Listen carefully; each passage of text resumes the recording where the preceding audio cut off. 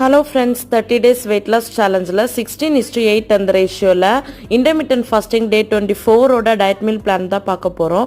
இன்னைக்கும் மார்னிங் எந்திரிச்சு 5 o'clockக்கே ஒரு 30 minutes ஒரு brisk walking வந்து கம்ப்ளீட் பண்ணியாச்சு.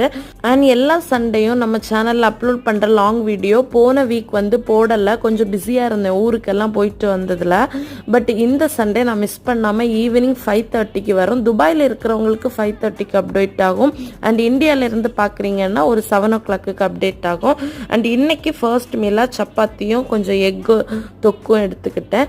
அதுக்கப்புறம் இன்னைக்கு ஷாப்பிங் போயிருந்தேன். போயிட்டு ரிட்டர்ன் வரும்போது டயர்டா இருந்துச்சு.